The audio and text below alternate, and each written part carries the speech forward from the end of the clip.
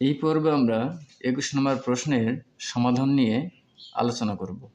এখানে বলছে একটি ঢাকনাযুক্ত কাঠের বাক্সের বাইরের দৈর্ঘ্য ও প্রস্থ যথাক্রমে 1.6 মিটার, 1.2 মিটার, উচ্চতা হচ্ছে 0.8 মিটার এবং কাঠটা হচ্ছে 3 সেন্টিমিটার পুরু। বাক্সটির ভেতরের তলের ক্ষেত্রফল কত? আবার বলছে প্রতি বর্গমিটার এত টাকা হিসাবে বাক্সের ভিতর রং করতে কত খরচ হবে।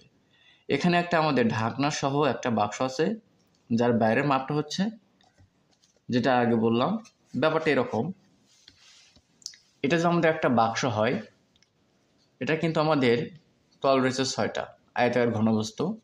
দেখো তো এখানে এটা বলছে বাইরের মাপ, অর্থাৎ আমাদের এখান থেকে এই পর্যন্ত হচ্ছে 1.6 মিটার। আবার প্রস্থ বলছে এখান থেকে এই পর্যন্ত 1.2 মিটার। আবার উচ্চতা বলছে যে এখান থেকে এই পর্যন্ত হচ্ছে 0.8 মিটার।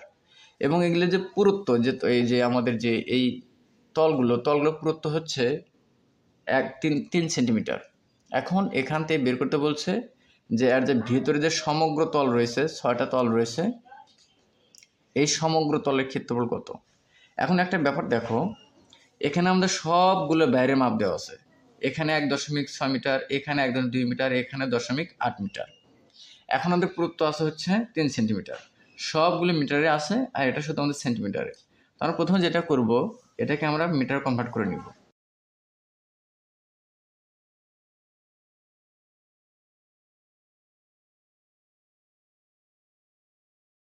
হবে ভিতরের সমগ্র তলের ক্ষেত্রফল। তাহলে এর মান হচ্ছে আমাদের পুরুত্ব 3 সেন্টিমিটার আছে, এটাকে আমাদের বাদ দিয়ে আমাদের দৈর্ঘ্যটা বের করতে হবে।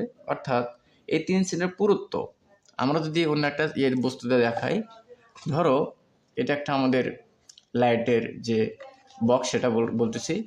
এখানে যে ব্যাপারটা আছে আমাদের, যদি আমরা এই যে পুরুত্বর ব্যাপারটা এটার কথা বলি, তাহলে আমাদের এখান থেকে এই পর্যন্ত হচ্ছে 1.6 মিটার। সাপোজ একটা বোঝাই, এখান থেকে এই পর্যন্ত 1.6 মিটার। কিন্তু যখন আমরা যে পুরুত্বর ব্যাপার স্যাপার সেটা বাদ দিব। আচ্ছা, তোমাদেরকে যদি আমি এই পার্টটা নিয়ে কথা বলি, এই পাশ নিয়ে, তাহলে ভালো হয়। দেখো আমাদের বলছে যে প্রস্থ বলছে 1.2 মিটার, এখান থেকে এই পর্যন্ত 1.2 মিটার।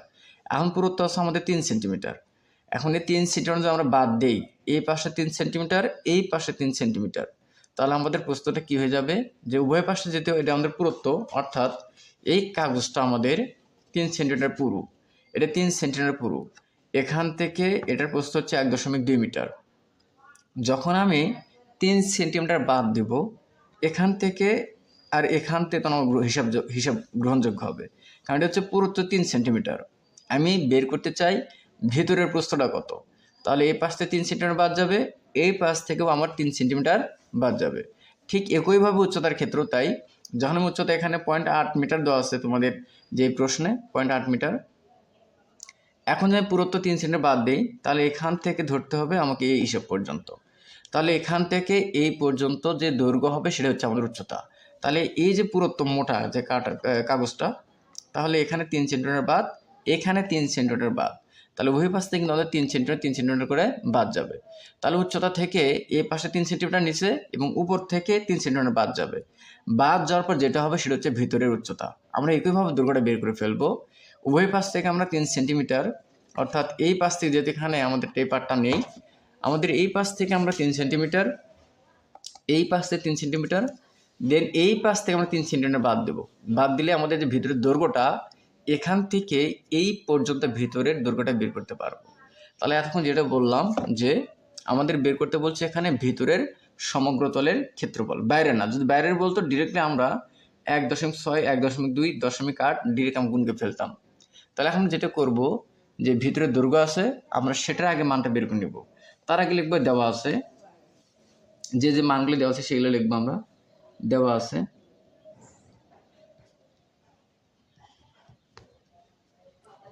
আছে কাঠের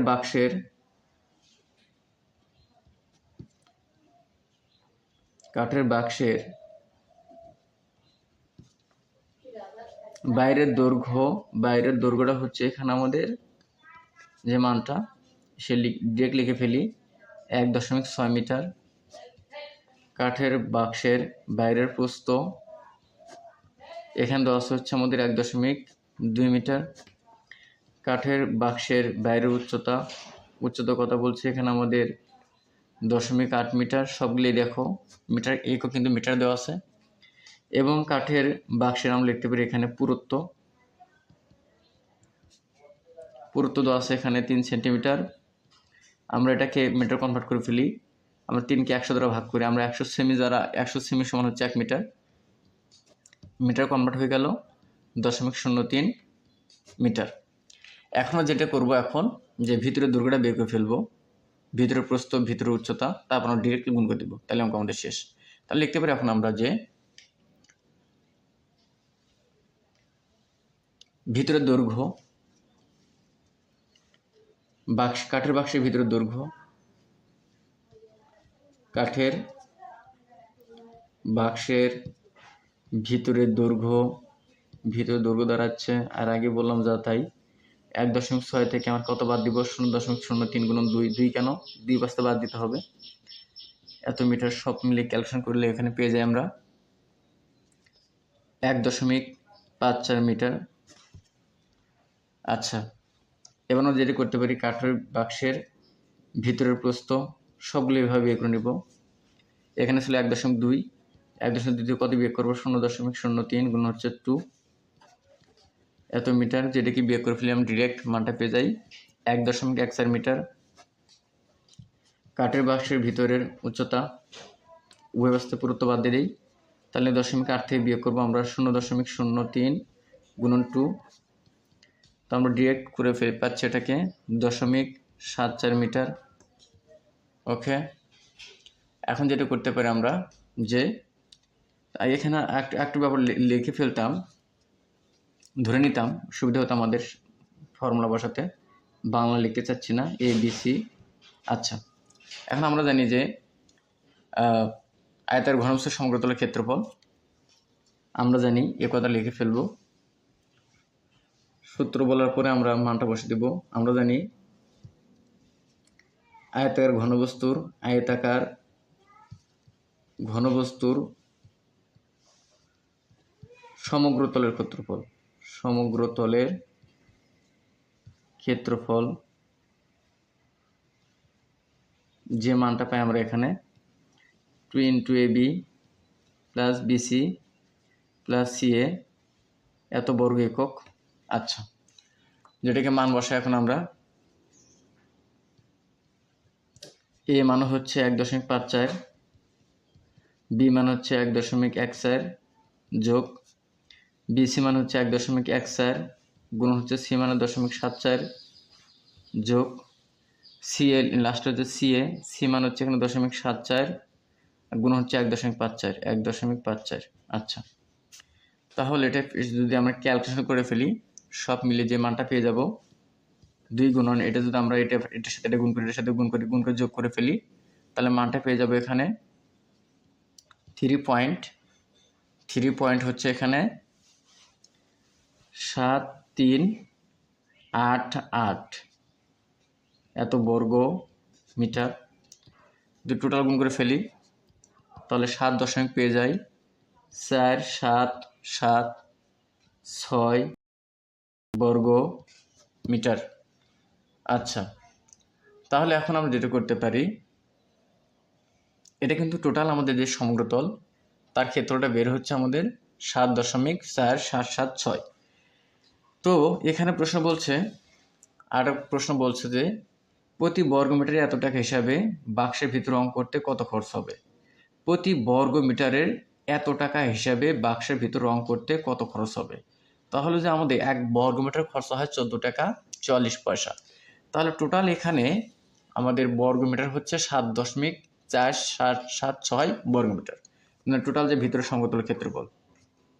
এখন তো লিখতে পারি আমরা 1 বর্গ মিটার খরচা হয় 1 বা একবারে করতে পারো 1 বর্গ মিটারে খরচ হচ্ছে আমাদের এখানে